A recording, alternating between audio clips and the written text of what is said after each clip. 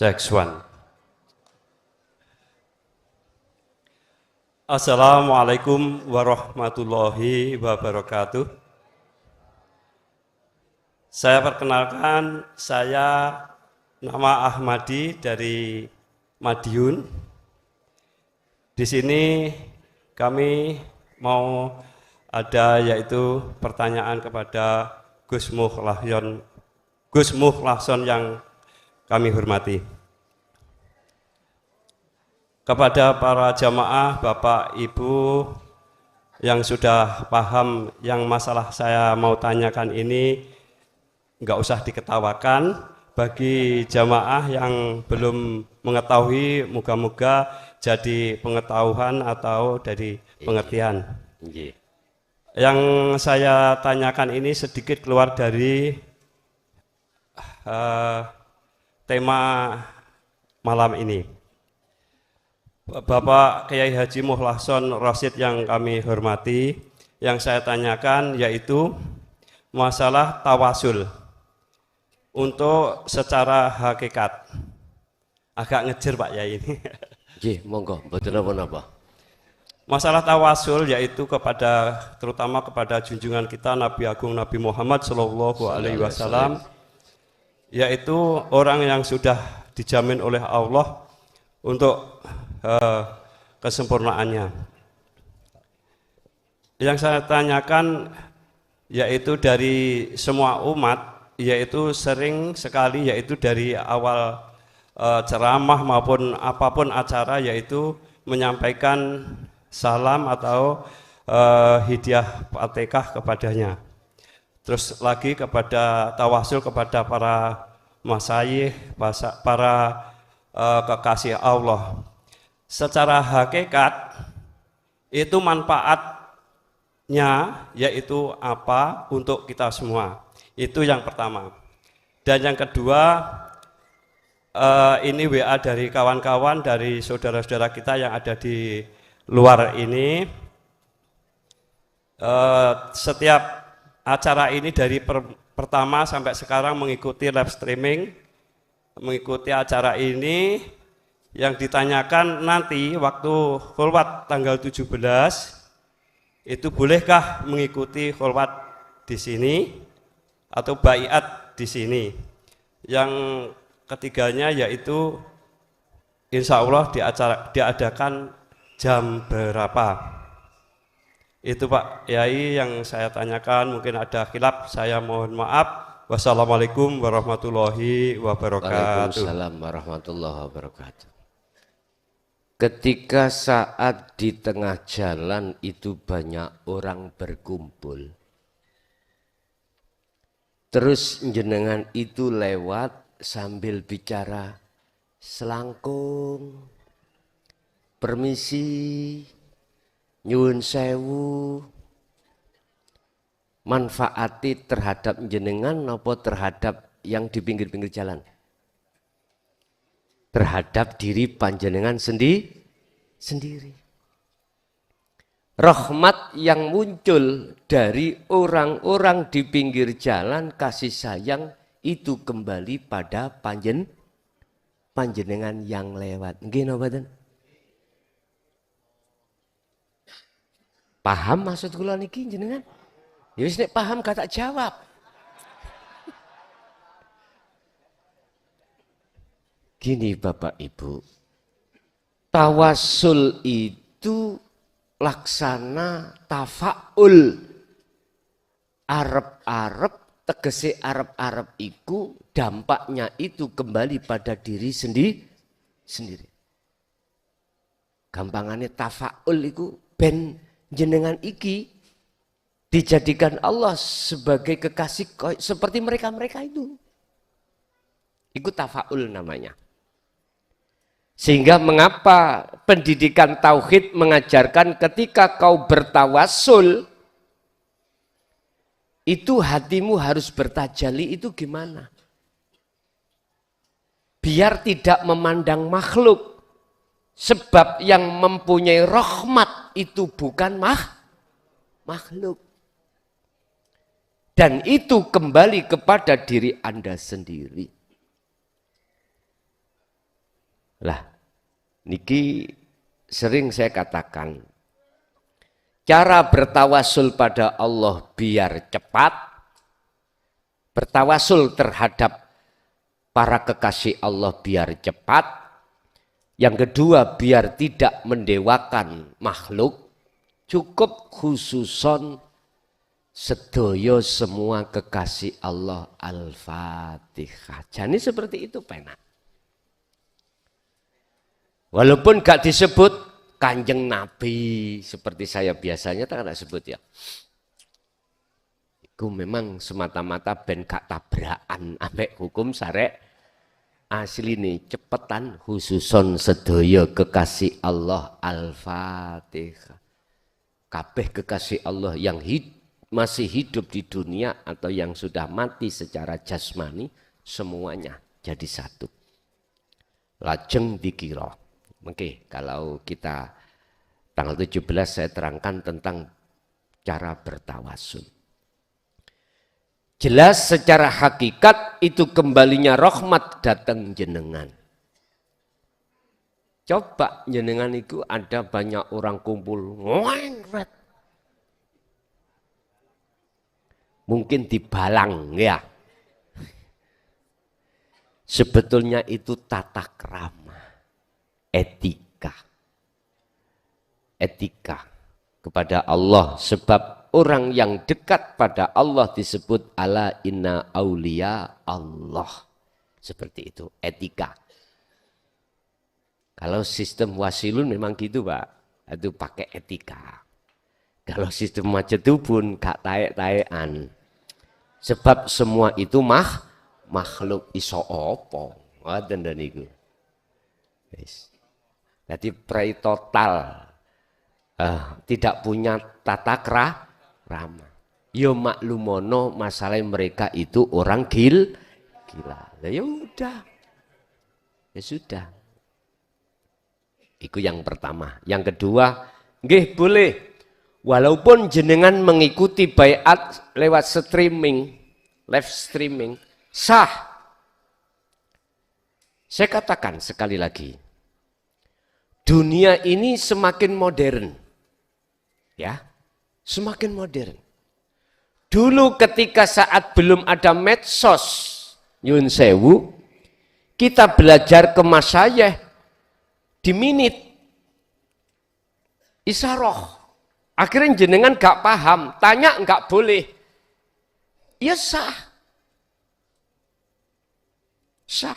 Saya ngalami sendiri. Kalau niki aslinya wong kritis Pak. Kritik. Apa ya? Wong ngecemes apa? Apa? Namanya apa? Kritik. Kritik. Mbah wis aku roh. Pokoknya kalau nek gak paham, nuntut takok. Lho ngoten lho niki. Napa niku jenenge? Kritis, ya wis kritis. Oh kritis gak mau mati ya Pak.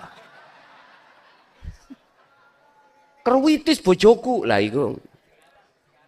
Ya wis mbuh lah, apa namanya saya nggak tahu, ngaku ya SD gak lulus ngono lho. Ngapunten.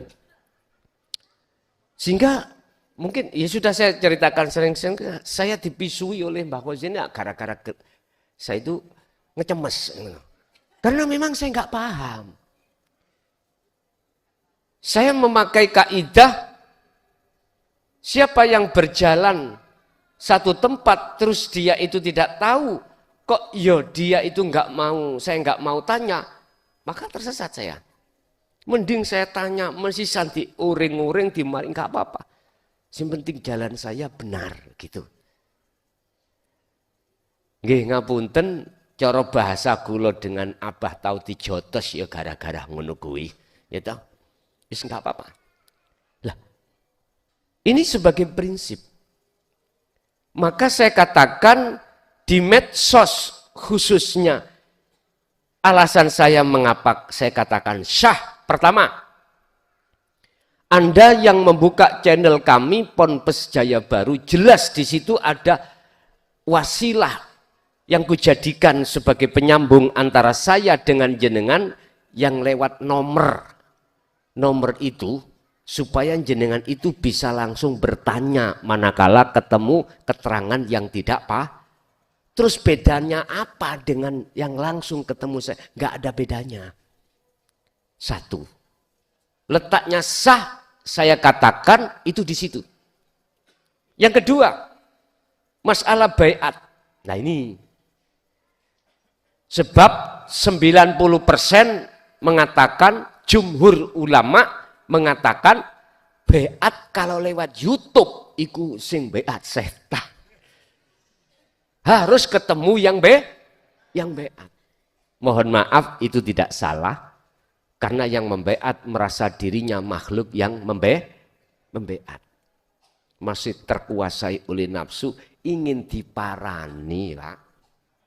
Bisa, jujur. Bisa. Semuanya kita kalau masih dikuasai pohon nafsu, nggak ingin yang namanya pengikut itu sedikit, maunya tambah banyak. Tambah banyak. Yang sudah masuk saya ikat, bagaimana tidak keluar.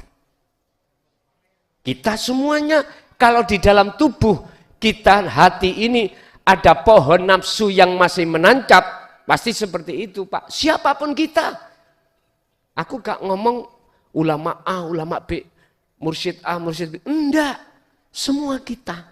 Kalau di dalam jagatnya hati kita masih ada pohon nafsu yang masih menancap, pasti seperti itu. Apalagi jenengan datangnya itu tidak kosongan. Enggak kosongan loh Pak ya. Paham gak enggak kosongan? Wah dirangkul sampean, disayang sah. Lah rupa murine gak ngopo-opo. Ya udah.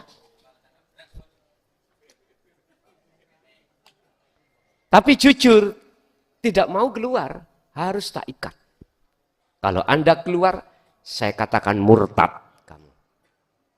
Padahal mohon maaf tentang tolabul ilmi. Semakin banyak guru, gak apa-apa. Jalan thariqah semakin Anda tahu banyak jalan, lebih baik. Lewat jalan sini gak bisa karena ada nyun sewu, ada acara. Berhubung jenengan tahu jalan yang lain, lewat yang lain. Di sini kok ada momen, ada orang yang renovasi jalan. Berhubung Anda punya tahu jalan yang lain, lewat sini. Nah, itu loh enaknya. Tapi prinsip saya katakan, siapapun kita tatkala di dalam jagatnya hati kita masih tumbuh namanya pohon nafsu, nyun sewu. Nggak boleh sampai itu mau untuk keluar. Nggak boleh. Otomatis saya merasa yang membaiat. Nyun sewu, mesti robitohmu harus menghadapkan wajahku. Karena aku sebagai guru. Proteso silahkan. Sebetulnya saya mengatakan ini supaya jenengan semua itu biar tidak keluar dari Qur'annya. Nggak ada Pak. 30 juz tentang robitoh itu disuruh untuk menghadap wajah makhluk. Nggak ada. Surat Al-An'am. Allah katakan. Iki piye Al-An'am. Ayat 79. Allah katakan. Ini kisah Nabi Ibrahim. Dikatakan Nabi Ibrahim itu sudah tidak menyekutukan Allah. Sudah tidak ada syirik lagi. Dan ini sering sampai baca. Ketika jenengan habis takbiratul ikhram, terus membaca doa iftitah. Ini wajah tu wajiyah. Sesungguhnya ku arahkan wajah ruhku Ibrahim. Wajihiyah terhadap wajah Allah hidup ini. Delok gini. Ini. Yang ini lilladzi fataras samawati wal ard, yang menciptakan ini semuanya makhluk ini dan yang menguasai dan yang menggerakkan. Menghadaplah hanifan dengan sungguh-sungguh. Kalau Anda sudah betul-betul robito menghadapnya itu terhadap Allah, Wa ma ana minal musyrikin. Wis sampean goleki tafsir apa wae. Ayat itu tadi ya, apakah tafsir Jalalain, tafsir Munir, tafsir Ibnu Katsir, tafsir Yasin, atau tafsir apa? Sampean delok, sampean tingali. Wajihia iku kemana? Ke makhluk? Mboten. Loh di situ loh sudah ada sifat lilladzi fataras samawati wal ard. Dialah zat hidup yang menguasai jagatnya rohaniyah, langit dan jasad, yaitu bumi. Ini khanifan, olehnya kau menghadap itu dengan sungguh. Jikalau kau betul-betul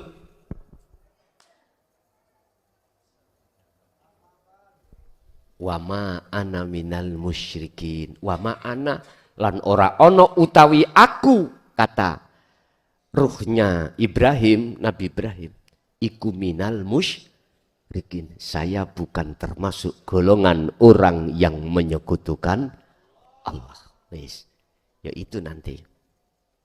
Enggak ada ning Quran iku tentang masalah penghadapan itu terhadap makhluk, enggak ada. Tapi berhubung kita, siapapun kita, pohon nafsu itu masih menancap dan tumbuh di dalam diri kita, pasti Pak, sebab kau bisa ke Allah karena lewat aku. Ya harus. Gusti Allah gak tahu gawe lantaran celuk celuk. Ngapunten ya. Rodok kasar Dik ya. Sebab wis bolak-balik kula ngomong. Ora kok rungokno ae. Lah iki. Sebetulnya kami sampai hati mengatakan bahasa seperti ini, sayangku padamu. Supaya Anda tidak keliru. Ingat surat Ibrahim ayat 3. Bagaimana cara nafsu dan teman-teman nafsu membengkokkan iman kita. Ibrahim ayat 3. Wa yastakhibunal hayata dunya alal akhirah. Pertama kita akan disediakan, dihidangkan kesenangan dunia. Kalau kita sudah masuk di situ alal akhirah, pasti akan melalaikan kehidupan akhirat. Ibaratnya wong ngaji wis kadung seneng di dalam ilmu dohiriyah, lali ilmu tiniyah nang Allah. Orang kalau sudah ruhaniyahnya ini terjerat dengan kesenangan kemewahan dunia, maka pasti lalai pada Allah. Pertama. Kedua, wa yasudduna an sabilillah. Nafsu itu berupaya bagaimana caranya menghalangi Anda ketika Anda berjalan menuju pada Allah. Di atas jalan Allah. Jenengan iki dihalang-halangi dengan cara nafsu dan teman-temannya nafsu. Tangan kanannya nafsu. Siapa tangan kanannya nafsu? Alladzina kafaru. Menurut ayat itu. Orang-orang yang mengingkari jalan Allah. Dinul hak, orang yang mengingkari. Akhirnya jenengan ngeten, kamu ikut tersesat, blok goblok. Ngomong ngoten, kasari ngoten, jauh tersesat kamu itu. Wong dia nggak bisa melihat keadaan rohaniyah jenengan. Wong jenengan tahu keadaan rohaniyah mereka yang guyut tok amen. Dengan cara apa nafsu itu menghalang-halangi kita ketika saat jenengan berjalan suluk menuju wusul Allah. Mohon maaf Pak. Mohon maaf sekali lagi. Ketika Anda suluk tengah jalan jenengan dihadapkan beberapa ujian oleh Allah di dalam alam muhadharah dan mukasafah. Muhadharah jenengan dihadapkan permasalahan di dalam keluarga. Kata nafsu, supaya jenengan lalai gak terus dikir, jenengan biar berhenti dikiri, dipengaruhi dengan persoalan di dalam alam kasunyatan ini. Di muka safa jenengan dihadapkan karomah. Bayu, Allah ya Karim, Udan ngeten iki langsung duwe karep ngalih temen raudan. Ya. Unsumi panas-panasi hawa. Petani padha njerit. Udan diceluk teko, ya teko. Karo omah. Nyuwun sewu wa yasudduna an sabilillah wa yasudduna lan padha ngalang-ngalangi sapa iblis atau tangan-tangan iblis ya an sabilillah ngalang-ngalangi Anda supaya tidak berjalan di atas jalan Allah biar berjalan di atas jalan nafsu. Yang ketiga wa yabghunaha iwaja jenengan dihalang-halangi enggak bisa nafsu maksa akhirnya jenengan dibengkokkan. Mana bentuk nafsu yang paling kejam membengkokkan jenengan? Secara muhadharah loh ya. Alam muhadharah ini yang paling sering kita dengar. Ajaranmu dicap ajaran iya. Dengan cara dzalika dzalalatun. Bagaimana kita bisa mengatakan ajaran dinul haq itu sesat? Lah wong kita tidak tahu isi di dalam ajaran itu. Enggak sah lah Pak, itu niki. Sama halnya saya berpendapat gini Pak. Gedong itu di dalamnya gedong ada berbagai macam isi. Entah isinya apapun. Gedong itu terkunci buat saya. Akhirnya saya tidak bisa masuk. Bagaimana mungkin saya dikatakan pendapat saya benar ketika saat di gedong ada ini, ada itu, ada ular, ada apa.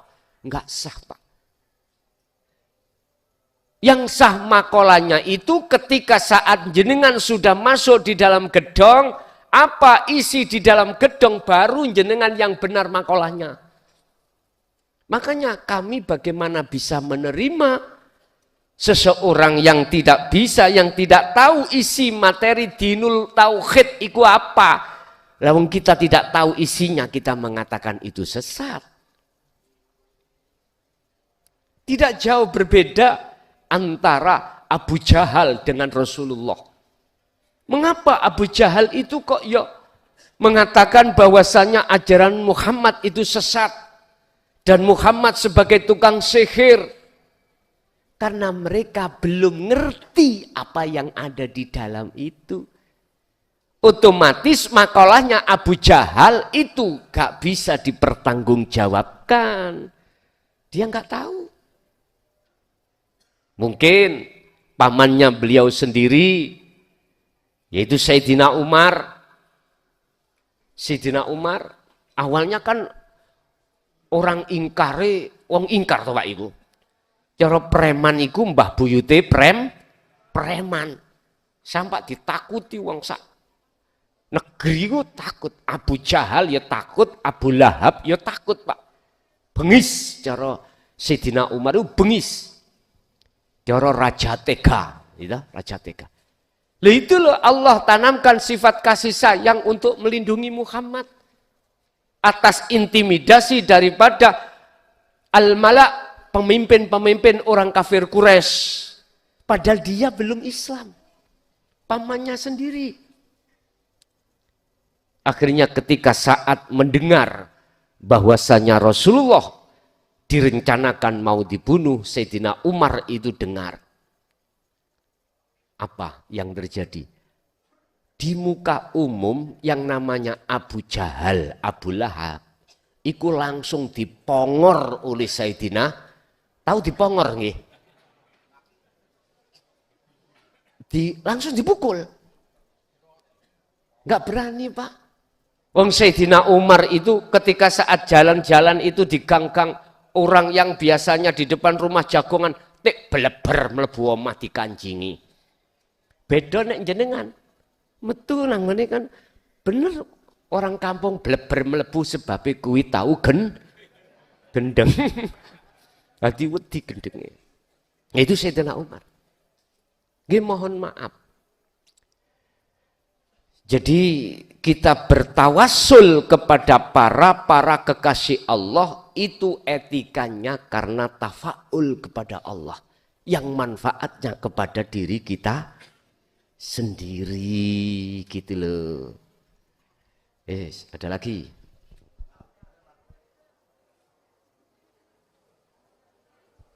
Oh, pertanyaan itu yang ketiga tadi belum. Oke.